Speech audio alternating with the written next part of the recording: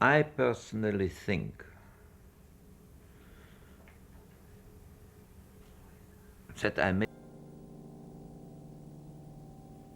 I run away from home. I think any decent human being should run away from home. And after different experience, I landed in Belgium. I had an affair with a Eurasian. And friends said, you cannot go on like that. And they sent me to Brussels. You were born in Vienna. I'm born in Vienna. And in Brussels, there was an open, not a restaurant, you know, a garden restaurant. Yes. And in the garden restaurant, they had a screen. When you paid, you saw the screen from the right side. If you didn't pay or less pay, you saw it from the reverse side. And there I saw for the first time a film. How old were you? When was that? About? 1970, 1917, 18, such a time, I don't know exactly. I went to a bar and ordered a martini, which I liked already then. And I said, give me a very dry martini. Well, when he gave me the martini, I drank half of it and said, wait a minute, not so dry. So he said, he filled it up, and I got 1.5 martini for the same amount of money. And then I looked around, and when I saw a good-looking girl sitting with an elderly man, I went to the table and said, would you mind if I make a picture of the lady? If he liked it or not, he had to say yes, otherwise he would have hurt the girl. And then I had a slight disappointment. You know, she looked at it and then folded it very small and put it in her bosom. And I got 10 francs probably from the elderly gentleman. And in the meantime, I was working in a cabaret in a very stupid act. And in the cabaret, I met the acquaintance of a young man who was working in a bank and who wrote songs. And one day he said to me, why don't we make pictures together? I said, fine. I still was under the influence, as I said to you. Moving pictures, you know? Yes. Paintings, I couldn't do anything in these times.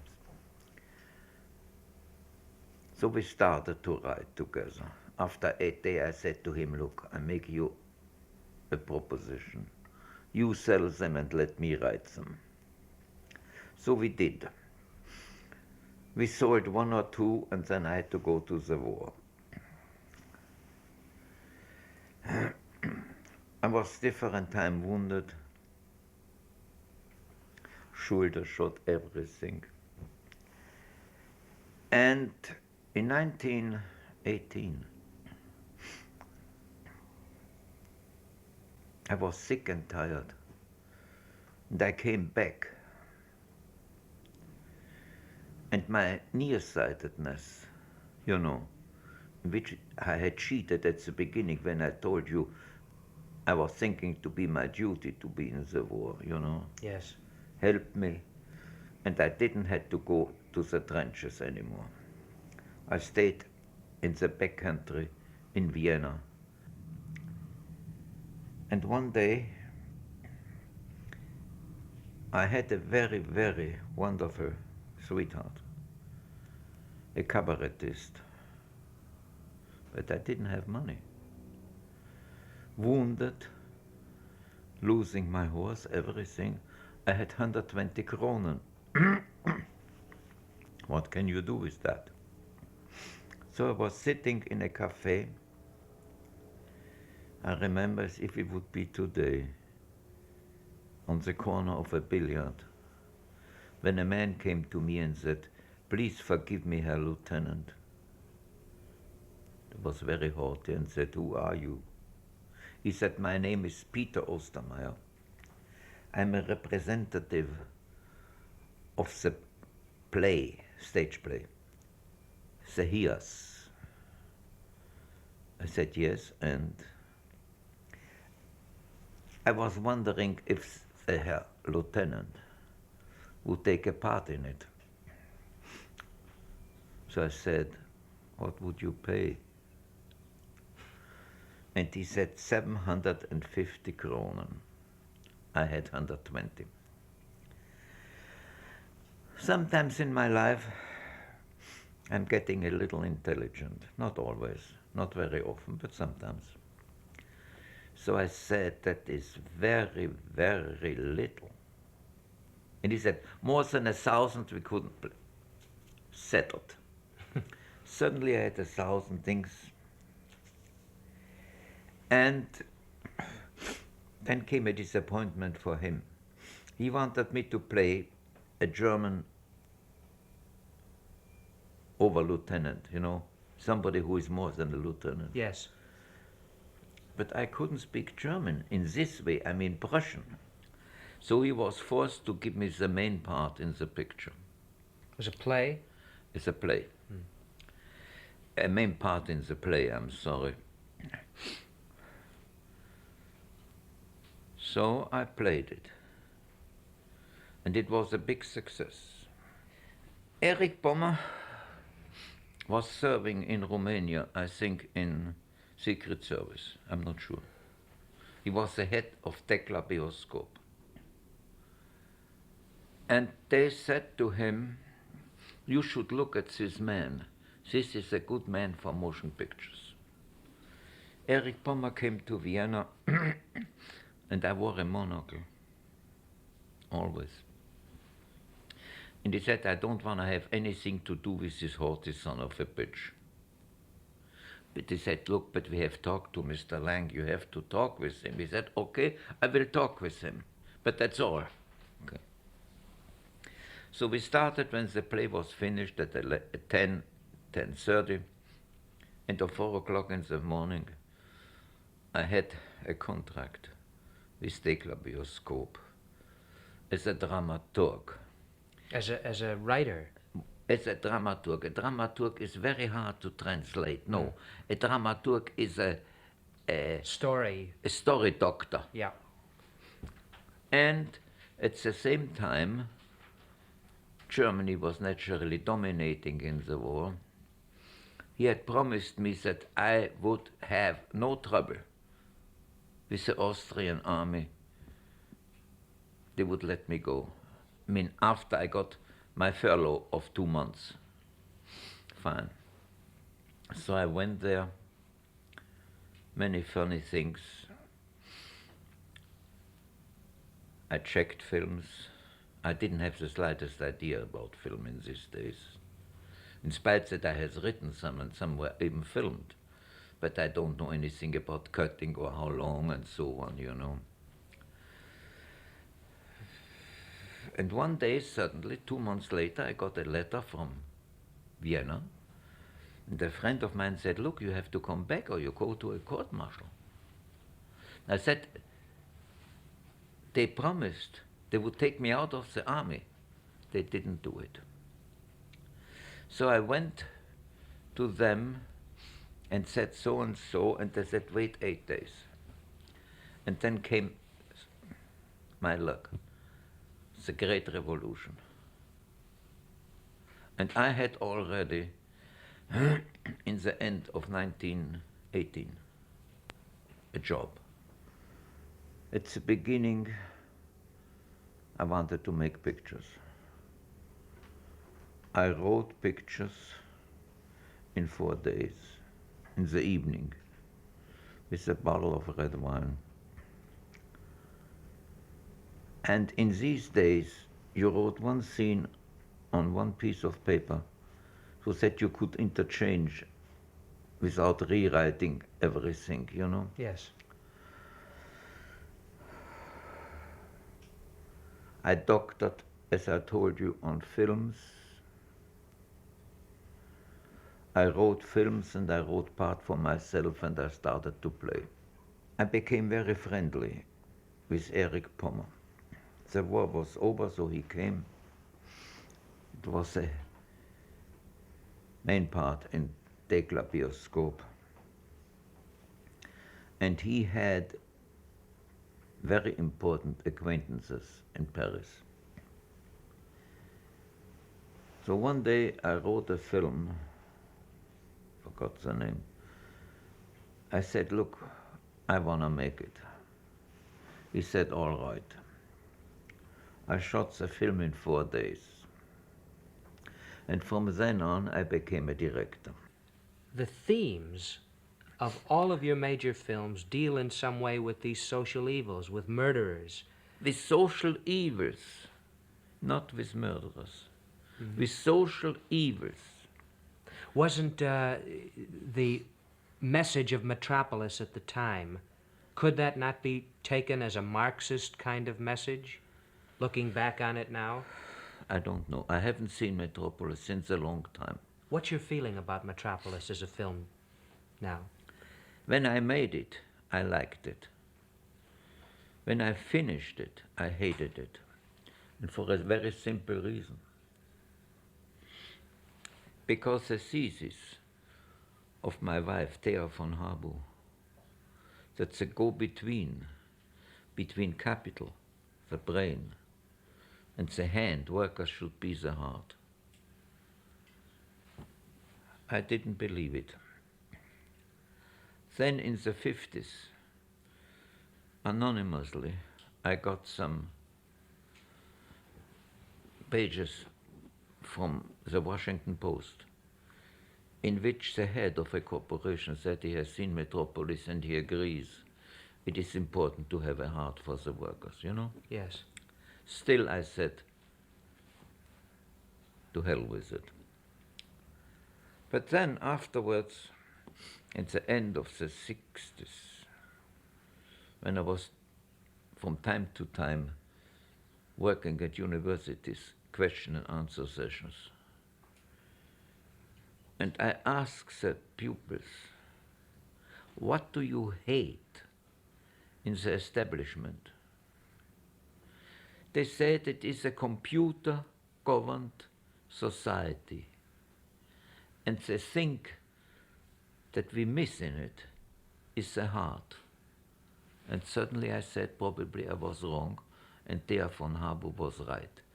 Now, what about some of the technical effects in Metropolis, Fritz? These were things, obviously, some of the automation that you depicted. Did they exist, or were they purely were they designed out of your sleepwalking unconsciousness? In these days, the labs in Berlin didn't exist like they exist here. For example, you couldn't say now, I would like to have this and this, put it into the lab, the people of the lab will do it. We have to do it in the camera. There were no opticals, in other words. We didn't even have a big boom, nothing. I had a very, very good cameraman, not Karl Freund, Günther Ritter, who died recently, who was in his way a genius. You know, he is responsible for the change of the girl into the robot. You know? Yes. And I told him, look, I remember there's a shot where you see the girl sitting and slowly a part of her becomes metal and the other part is still living. Yes. I didn't want to have a straight dissolve from a living person into a robot. Slowly, you know, a leg changed and it came back as another leg and then again. Well, if you had had the ability to use sound then, would you have used it in Metropolis? No. I tell you one thing. Many years later, I made a film called The Woman in the Moon. And one of the upper echelon of UFA. Woman in the Moon was the Fritz Lang Film Corporation. And Ufa had the release. And one of the higher echelon went, I think it was 29 or such a thing, to America. And he saw the first Johnson films. Jolson, yeah. Yeah, and he said, we want to have some sound in the film. And I said, no, I will not do it. Because in my opinion, if you show a silent film and then comes sound and then is silent again, you kill the rhythm of the film. So I had a fight with Ufa, and Ufa stopped paying the contract to my company. But in the meantime, something peculiar happened. I was sick to hear, and I wanted to become a chemist. There came a man with whom I generally wouldn't have spoken, you know, a so-called independent producer. I don't like producers. I don't know if you do. I don't. And he wanted me to make a film for him. I said, no, leave me alone. I don't want to make any films anymore. And he came, and he came, and he came, and 9 months is a long time. So finally I said, I will tell you one thing. I will make a film for you, but you have nothing to do than to give the money. You have no right about the theme, you have no right about the script, you cannot make any changes. I have to tell you which actors will be in the film, and when the film is finished, you have no right to cut. Correct? And he said yes. Otherwise, the film M would have never been made. I was sick and tired about the big films like Motropleis, you know, and so on.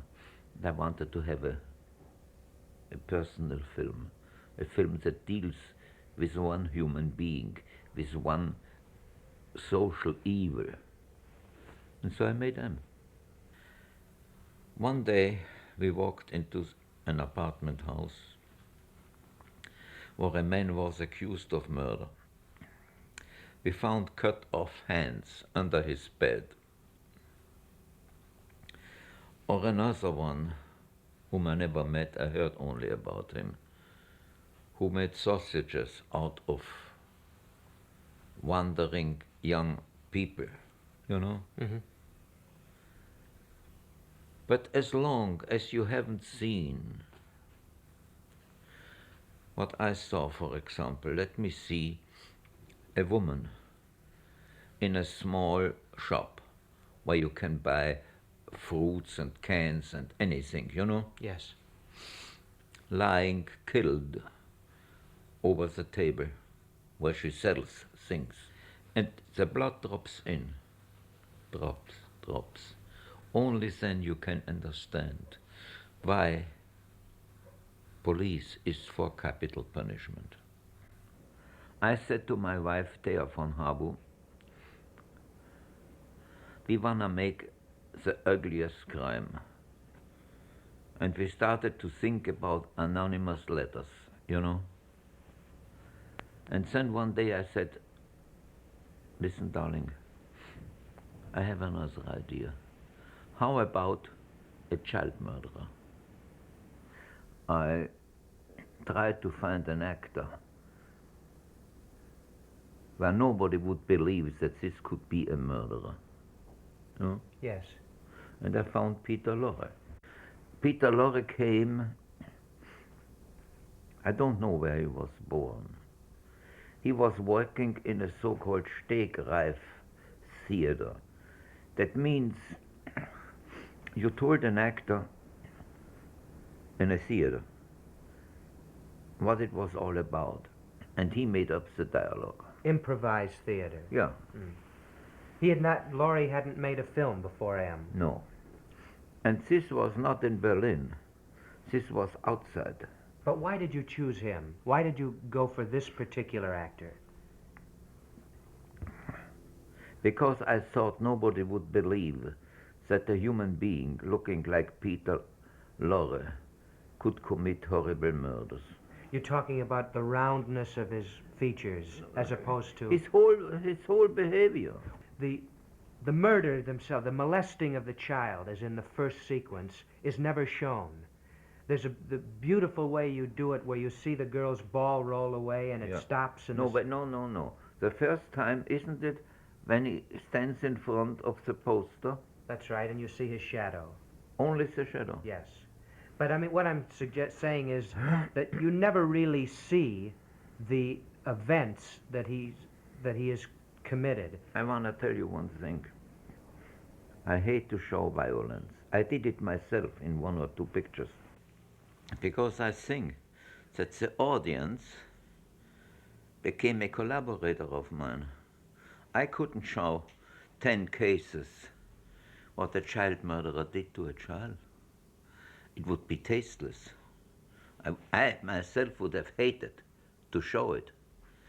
But by not showing it, the whole audience, everyone in the audience could think about the most horrible thing which he could imagine. And therefore, the whole audience became a collaborator of mine. Is one of the ideas then to make the audience empathize with the murderer and understand him and see the Not at all. Why? Just the contrary.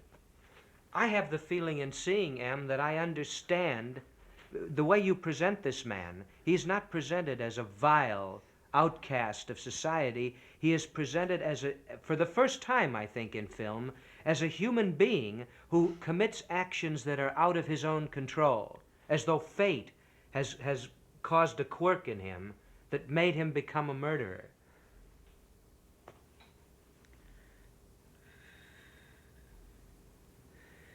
Do you think that most murders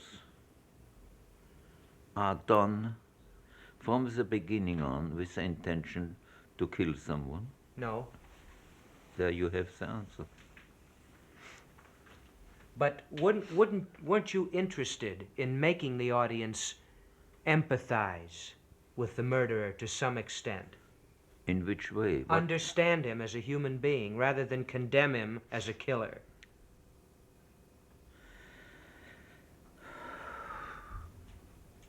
I don't know if the audience condemned him. I tell you one thing. I told you before I don't like producers. The end of the film was, remember the kangaroo court with all the criminals? Yes. Were real criminals in front. And the hand goes on the shoulder of Peter Lorre and says, in the name of, and a quick dissolve.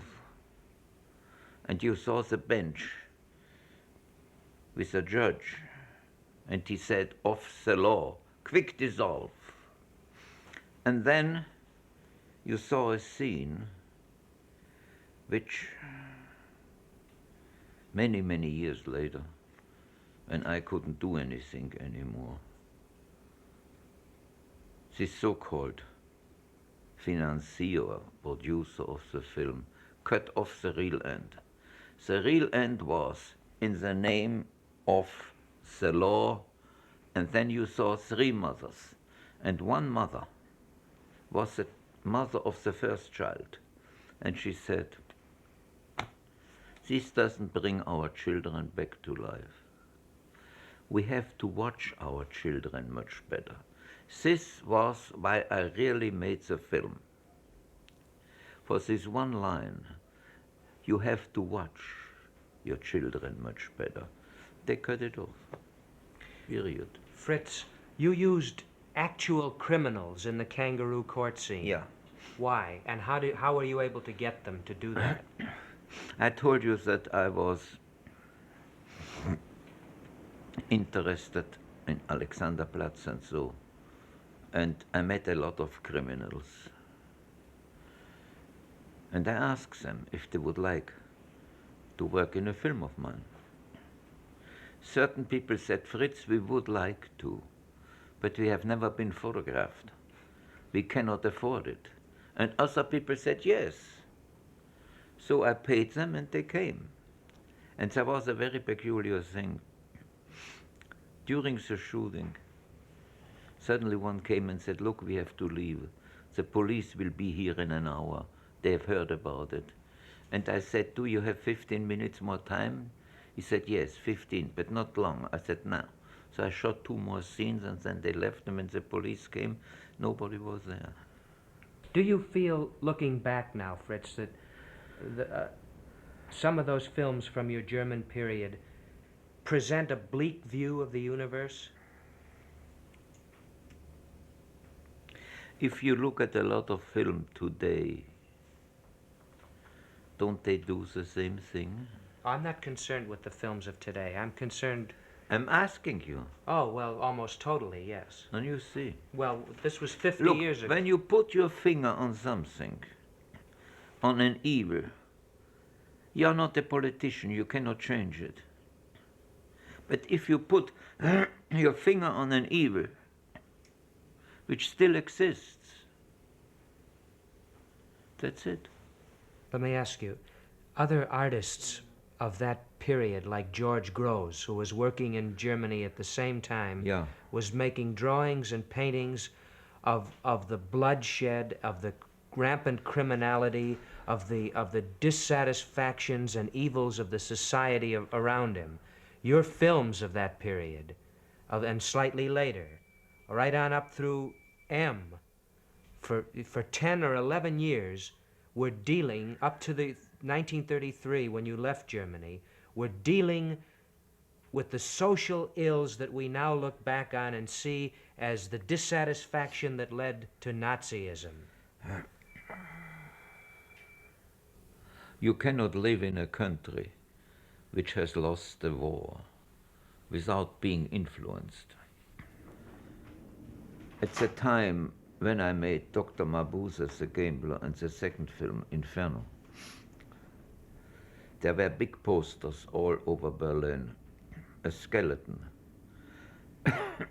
dancing with a woman. And the headline was, Berlin, your dancer is death. I had finished a film, The Last Will and Testament of Dr. Mabuse, in which I put into the mouth of Mabuse, when he steps into the body of another man, all the Nazi slogans. And the yellow shirts came. They didn't have the black shirts in these days, with 2 guns right and left, and said, Mr. Goebbels will confiscate this film. I was very haughty and said, if you think you can confiscate a film of Fritz Lang in Berlin, do it. All right, they did it. Now I had some trouble. The trouble was that the company for which I made this film had spent some money. And I tried to find a way to help them, and thought maybe that an interview with Goebbels would help, so that the confiscation would taken off. So one day I got an invitation, meaning an order, to arrive at the Ministry of Propaganda. Now you must understand one thing in these days. You have to have a stiff collar, a tuxedo, cutaway coat, a vest, striped trousers, which was in its way already very uncomfortable. And I walked in to the Ministry of Propaganda, and immediately at the door was a big desk, and again 4 people in yellow shirts with the guns. What do you want? I said, here's an invitation from the Minister of Propaganda who wants to talk with me. Well, they looked at it and then they said, look, you go around the corner and go along this corridor. And then you come to another corridor and then you go there. Okay. And so I walked this corridor. It was not very agreeable. The floor were great squares of cement. The walls were blank, no picture, no inscriptions, and every step echoed constantly from the wall and back and so on. It was disagreeable. So I come to the end of the corridor and another corridor, and there is the same thing. Again a desk, again 4 people with guns in yellow shirts, the same procedure. Let's go in this direction, it happened 3 times. Finally, I came to a round room. It was very nice, and I didn't know what to do. So suddenly one of the door opens and out came a man, most polite, and said, "Mr. Lang, one moment. The minister will be ready in a second." And in reality, in a minute or a minute and a half, he opened the door again and said, "Come in." I walked in. It was a tremendous big room. On the one side, at least 4 or 5 big windows where you could look outside. Goebbels sat behind a desk, very, very far away. He had black trousers and one of these yellow-green shirts, you know. Mm-hmm. And it's something very funny. Goebbels could turn on friendliness like a faucet. He came out with stretched hands, said, "Mr. Lang, I'm so very, very happy to see you here. Come sit down." Okay, I sat down. And now I expected that he would talk to me. Why I had to put in the mouth of a criminal certain slogans of the Third Reich. What were the slogans? Do you remember? What was one of them? Hitler has said, we have, no, not we, the average citizen has to destroy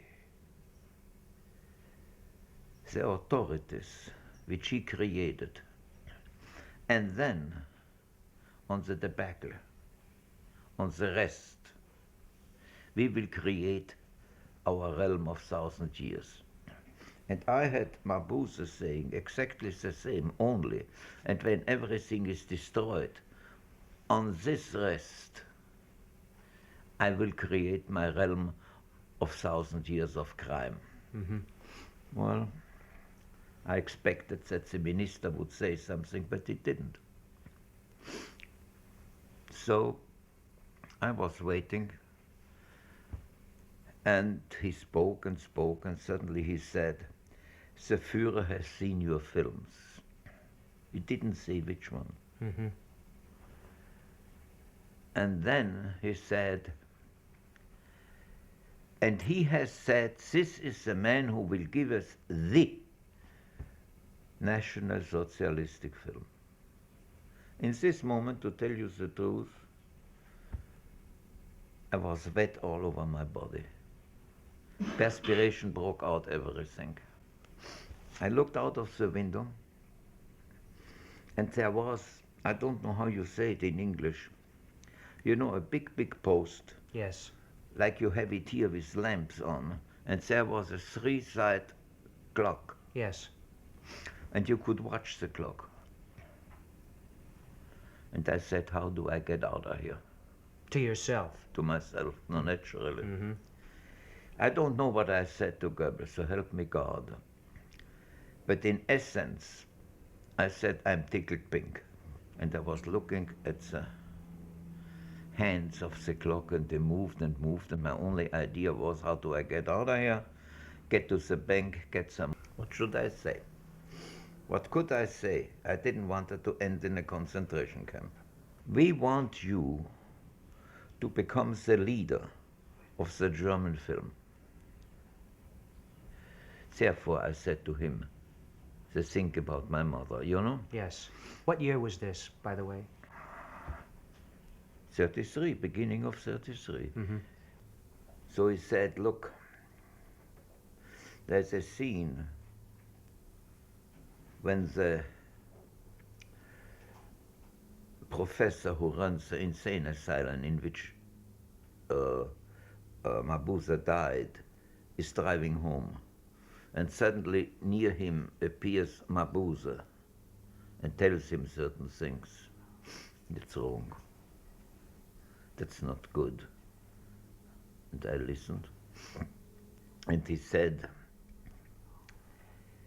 the professor has to be killed by the rage of the audience. Oh, Herr Minister, I said, that is a wonderful idea. I thought it stinks to high heaven, but what should I have said? Well, we talked and talked and talked, and finally the clock came to a point where I saw it was too late to go to the bank. Then, with all his charm, he said, goodbye. I will call you in 1 or 2 days. Wait for me. I said, Herr Minister, I'm most grateful and most honored, sabba, sabba, blah, blah, and walked out. I went to the bank. The bank were closed. So I went home. I lived on a place called Breitenbachplatz, which on one side was surrounded from houses, but on the back of the houses were empty places where they later could build houses, you know. Mm-hmm. And I said to my servant, Hans, he was Polish, I don't think that in the next days I will find a job here in Germany. I had constantly worked with France and with England, so fortunately I had a passport. I said, you know, put into the big thing everything what I need for maybe a month and a half. And as I looked out of the window in the back room, the whole house was surrounded by Nazis in yellow uniform. I said, oh, Mr. Goebbels didn't trust you. I said, Hans, here's money. You go, which was called Bahnhof Zoo, Bahnhof am Zoo, and there I meet you at 8 o'clock. The train to Paris goes at 8 o'clock. Buy one sleeping car, one yes. Things. Okay. Then I went to my sweetheart and said to her, look, you were once married to a Jew. You have 2 children. Nobody knows what may happen to you. Shall I take a part of your jewelry outside of Germany? We talked it over and she said yes, and she gave me some of them. When I left the house, they let me go. In other words, it just so happened that there were on maneuvers. By accident that on this afternoon or night time they prepared for night maneuvers or such kind of a thing. And I arranged it so that I arrived 5 minutes to 8 o'clock. It's a train.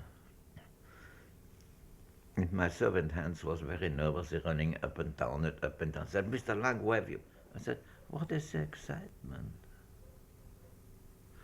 He gave me my bills, and I stepped into the car, and we drove up. And I said, I will telephone you, or I will telegraph you that you come after me. Fine. Now, I knew exactly what I wanted to do with the jewelry. I went to another car, and I had some white tape, and I put the jewelry with the tape behind the toilet, you know. Mm-hmm.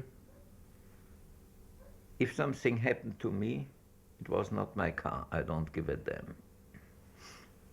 And then I went to my car to hide the 1,000 mark bills. I took a razor blade, made a cut in the carpet, And then came the great disappointment. The carpet was glued to the floor. I couldn't put the money underneath. In these days, I think you stopped at Herbestal and you have to wait an hour and a half till you got into Belgium, you know?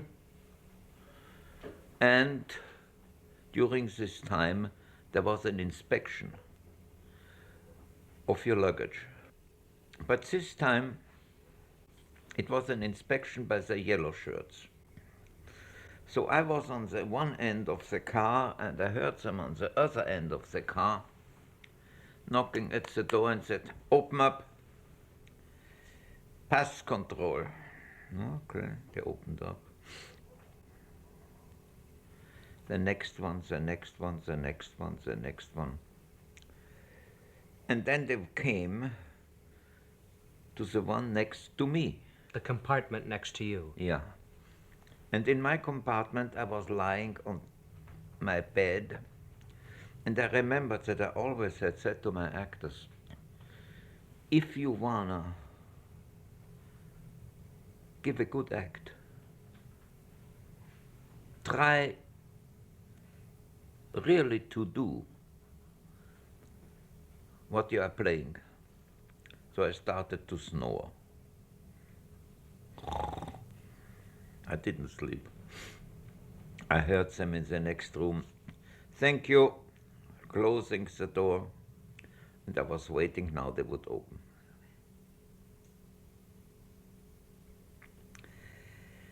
They passed by. And I said, Goebbels had somebody watching you when you left the house, and he had somebody watching you here on the train, and just in 3/4 of an hour, when the train is leaving for Belgium, they will arrest you. Nobody came. The train left, and still today, so help me God, I don't know why nobody came into my apartment. Then I went, took the jewelry, next morning I took the $1,000 bills, and I was in Paris. But I still don't know why nobody opened the door. I have to go back to something. At the beginning of my film career, if you want to use this word, I believed in fate. Slowly, with the years, I didn't believe in fate anymore. Fate is nothing that comes to you and you cannot escape. Fate is something that what you make out of your life. And my last films, which I made in this country, would have dealt with this. Now, let me say, in my American films, for example, in what was the first Fury? one?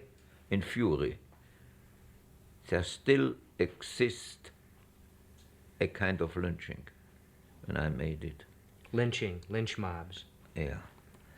It is an evil, but I cannot change it. I can only point it out. And the same thing is you only live once. And naturally, I will admit one thing. You know that here, I hate to give interviews. I will tell you why. I usually said,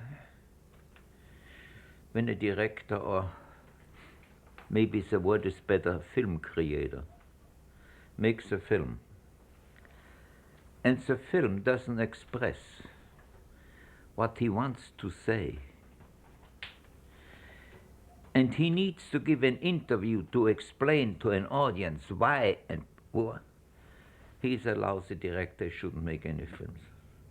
His films should speak for him.